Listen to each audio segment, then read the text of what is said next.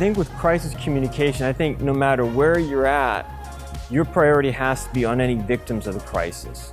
So was anyone injured in various ways? Was anyone killed? You need to address those victim concerns. Because if you don't do that first, nothing else you say will really matter. Because people aren't going to listen to the rest of what you say. Because they're going to say, well, what about the victims? What about the other people? And you see this in organizations. When BP had the incident in the Gulf of Mexico, all they talked about was how much money they were losing, and not about the victims. I mean, people were losing their livelihoods for a time, whether it's at a resort where people weren't going to go, or shrimpers who can't shrimp anymore. That's really problematic. So if you always focus on the victims in your messaging, I think that should hold across cultures, because that's just a human trait. What about the people involved in the crisis? You always have to focus on that part of it first.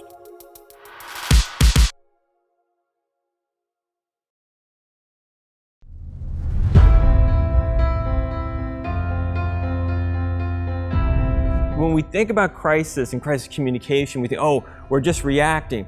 Well, you're not just reacting, you're still strategic. And you have to think, what are my objectives coming out of this? And sort of, if you think about a crisis as a story, it starts to unfold. And as that story unfolds, as an organization, even for the stakeholders, that's negative. Bad things are happening to both groups.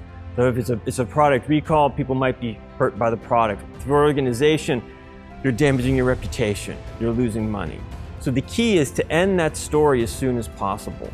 That's what you want to do for it. So when you think along those lines, some of the indicators you would look at is media coverage. Is media coverage dropping off? Because ideally that's what you want to do. You want to move out of the media.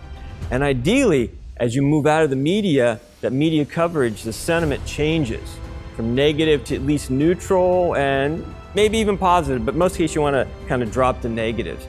And nowadays we see the same trend. You want to do that in the digital world. So looking at how the discussion is going on about your organization and your crisis in various social media platforms. Again, you would hope that it would start to drop off, and not only drop off, but move from negative to less negative, or to neutral, or maybe even to positive. I think those are some key indicators that organizations need to look at when they're talking about the effectiveness of their crisis communication. And another one would be that you really were able to contain the damage. And by damage, I mean the risk to your stakeholders. That by closing that story, you've also made it safer for them. So you're able to take, say, hazardous chemicals and take care of that quickly, so you protected the stakeholders. Or get your product off the market very quickly to protect the stakeholders. So that would be another type of evaluation. That one's harder to pinpoint, but you want to show how quickly you acted to make sure that there's no problem with your stakeholders and the risk has been reduced for them.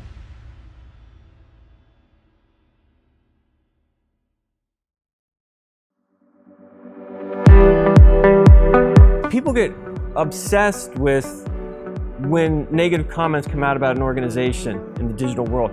And it's so funny, because you're thinking, here are these CEOs and upper management with all this experience, and they're acting like teenagers, like, oh, someone said something bad about me. And it's like, well, that's not the end of the world. I mean, if it starts to escalate, well, now I got to take action. And I think that's the biggest risk you have, is you overreact to kind of a first statement about something. You have to wait and see. As an organization, if you expect everyone all the time to say nice things about you, you've got a rough life. You've got to accept, and that's what organizations do. You track and you look at your sentiment. So where are you at? And track it over time. It's when there's this big shift in sentiment, and for organizations, when it shifts negative, that's when you kind of have to look at it and say, now I need to take some action. But a blip here and there, you don't worry about. You have to look for trends, and that goes all the way back to kind of the early days of issues management, and the idea that we really need to scan the environment, and you have to find trends, not just individual things. And that's where it's tough, because you have to sort through what's good, what's important, and what's not. So that's a challenge, but don't worry about everything that's negative out there.